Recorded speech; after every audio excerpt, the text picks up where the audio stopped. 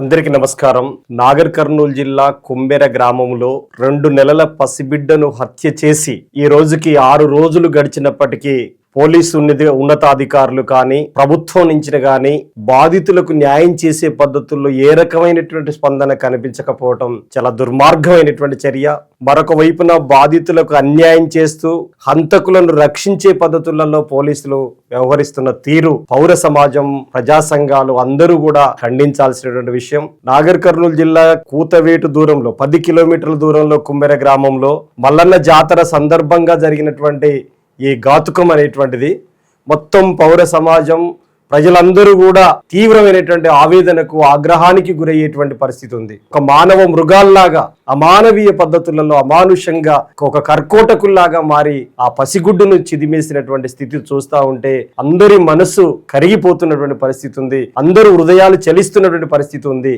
కానీ అక్కడ ఉన్నటువంటి డిఎస్పీ కానీ, సిఐ కానీ, ఎస్ఐ కానీ వాళ్ళ మీద రాజకీయ ఒత్తిళ్లు ఏమున్నాయనేటువంటిది మనకు తెలియదు. ఈ ఘటన జరగటానికి మూలం కనుక పరిశీలిస్తే ఆ పసిగుడ్డును హత్య చేసినటువంటి వాళ్ళ సామాజికంగా అగ్రకులం కావటం, రెడ్డి సామాజిక తరగతి కావటం, వాళ్ళకి అధికార పార్టీ అండదండలు ఉండటం, ఆ ఊరు రాజకీయంగా పెత్తనం చేసేటువంటి అవకాశం వాళ్ళకే ఉండటం, ఆ ఊర్లో అంతో ఇంతో భూములు కలిగి ఉన్నటువంటి వాళ్ళుగా ఉండటం అనేటువంటిది ఒక అంశం అయితే, అట్లాగే గణేష్ వాళ్ళ తల్లి చంద్రకళ వీళ్ళ కుటుంబం దేవదాసిగా వచ్చినటువంటి తల్లిగా, అట్లాగే గణేష్ ఇంటర్ క్యాస్ట్ మ్యారేజ్ ఒక ఎస్సీ మహిళను, వాళ్ళ రజక కుటుంబం అయితే ఎస్సీ మహిళను ప్రేమించి పెళ్లి చేసుకోవటం, గణేష్ వాళ్ళ అక్క మరో ఎస్సీని ప్రేమించి పెళ్లి చేసుకోవటం, ఒకవైపున కులాంతర పెళ్లిళ్ళు చేసుకోవటం, దేవదాసి కుటుంబం నుంచి రావటం, ఆర్థికంగా సెంటుగుంట భూమి లేకపోవటం, అట్టడుగు తరగతులైనటువంటి రజకులు, దళితులు కావటం వల్ల ఆ గ్రామంలో ఈ రకమైనటువంటి వాళ్ళ మీద పెత్తనం, అమానుష్యం,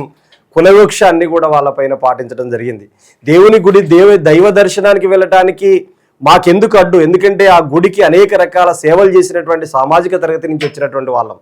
మాకు ఫీజు ఎందుకు కట్టాలి? 100 రూపాయలు కట్టమని చెప్పేసినంటే మీరు ఏమైనా రసీదు ఇస్తారా అని చెప్పేసి నిలదీసి అడిగినందుకు గాను, అది చదువుకున్న వాళ్ళుగా నిలదీసి అడిగినందుకు కానీ దాన్ని జీర్ణించుకోలేక మేము ఈ ఊరు పెత్తందారులం, ఈ ఊరు దొరలం, మమ్మల్ని ప్రశ్నిస్తావా అనే పద్ధతులలో బండబూతులు తిట్టి తాకరాని చోట్లలో తాకి ఆ పద్ధతులలో హత్య ఒక రకంగా అత్యాచారానికి ఒడిగట్టేటువంటి పని చేయటం అనేటువంటి జరిగింది. అది తెలుసుకున్నటువంటి తమ్ముడు గణేష్ సోషల్ మీడియాలో బండబూతులు మా అక్క చెల్లెలని, మా ఆడబిడ్డల్ని, మా అమ్మల్ని తిట్టారు కదా, ఇవే తిట్లు మేము తిడితే మీ ముఖం ఎక్కడ పెట్టుకుంటారని చెప్పి సోషల్ మీడియాలో అన్నందుకు 3.5 గంటల పాటు ఆ గణేష్ను గదిలో వేసి కొట్టడం అనేటువంటిది జరిగింది.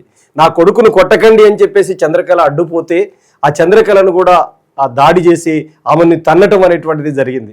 ఆ తర్వాత బాగా కొడుతున్నారనే వార్త తెలిసిన తర్వాత వాళ్ళ అక్క కీర్తి దగ్గరికి పోయి కొట్టకండి, అవసరమైతే ఈ ఊరు వెళ్ళిపోతాం, ఈ ఊరు వదిలిపెట్టి వెళ్ళిపోతాం దొరా, మా తమ్ముని కొట్టకండి అని వేడుకున్న భార్య మౌనికి వచ్చి నా భర్తను కొట్టకండి దొరా, మేము ఈ ఊరు వదిలిపెట్టి వెళ్ళిపోతాం, ఇక్కడ ఒక్క క్షణం కూడా ఉండం, దయచేసి కొట్టకండి అని చెప్పేసి వేడుకున్నా కానీ ఇన్లే.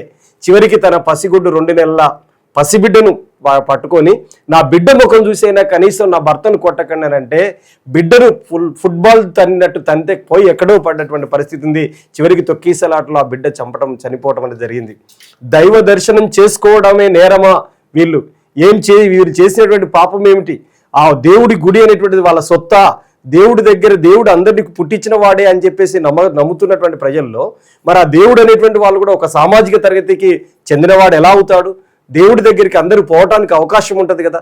ఈ పరిస్థితులలో బాధితులు ఫిర్యాదు చేస్తే బాధితుల మీదనే కేసులు పెట్టినటువంటి వైనం నాగర్ కర్నూలు పోలీసులకు ఉంది.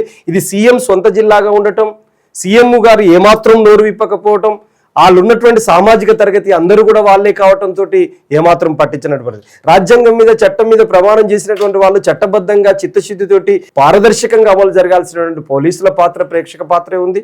అందుకని ఇట్లాంటి ఘటనలు ఇవన్నీ జరగటానికి మూలాల్ని మనం వెతికితే చిన్నజీఆర్ స్వామి లాంటి వాళ్ళు చెప్పారు, కులవివక్ష ఇట్లాగే ఉండాలి, కులాలు ఇట్లాగే ఉండాలి, ఎవరు చేసే పని వాడు చేయాలి, దౌర్జన్యం చేసేటువంటి హక్కు వాళ్ళకు ఉంది, ఆ దాడులకు బలయ్యేటువంటి పరిస్థితి వీళ్ళకు ఉండాలన్నట్టుగా అట్లాంటివి చెప్పడం. ఇటీవల మత విద్వేషాలు రెచ్చగొట్టే వాళ్ళు యూట్యూబ్లలో పెరుగుతున్నటువంటి పరిస్థితిని చూస్తున్నాం. కుల మత విద్వేషాలు నింపడం ద్వారా ఈ రోజు ఇట్లాంటి ఘాతుకాలకు గ్రామీణ ప్రశాంత వాతావరణాన్ని దెబ్బతీసేటువంటి పద్ధతులలో ఇట్లాంటి బోధనలన్నీ కూడా దాంట్లో జరుగుతున్నటువంటి పరిస్థితి ఉంది.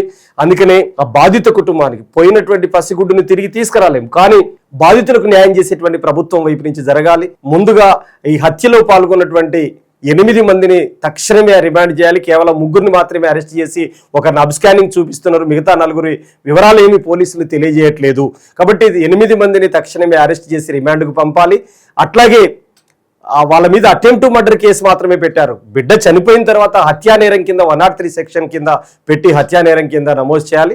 అట్లాగే బాధిత కుటుంబానికి ప్రభుత్వం వైపు నుంచి న్యాయం చేయాలి. SC ST atrocity prevention act అయిందంటే తక్షణమే జిల్లా కలెక్టర్ గారు కొమ్మెర గ్రామాన్ని సందర్శించాలి, జిల్లా ఎస్పీ సందర్శించాలి, స్థానిక ఎంఆర్ఓ వెళ్ళాలి, ఆ కుటుంబానికి పునరావాసం ఇవ్వాలి, ఇందిరమ్మ ఇల్లు ఇవ్వాలి, కనీసం ఒక 6 నెలల పాటు బ్రతకడానికి కావాల్సిన గాసం ఇవ్వాల్సిన బాధ్యత ప్రభుత్వం వైపు నుంచి ఉంది. అది చట్టం కూడా చెబుతున్నటువంటి పరిస్థితి ఉంది.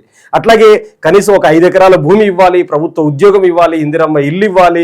అదేవిధంగా ఆ కుటుంబానికి 50 లక్షల రూపాయలు ఇచ్చి ఆ కుటుంబాన్ని ఆదుకోవాలని, హంతకులను కఠినంగా శిక్షించాలని, బాధితులకు న్యాయం చేయాలని చెప్పి కులవృక్ష వ్యతిరేక పోరాట సంఘం KVPS తరపున విజ్ఞప్తి చేస్తున్నాను.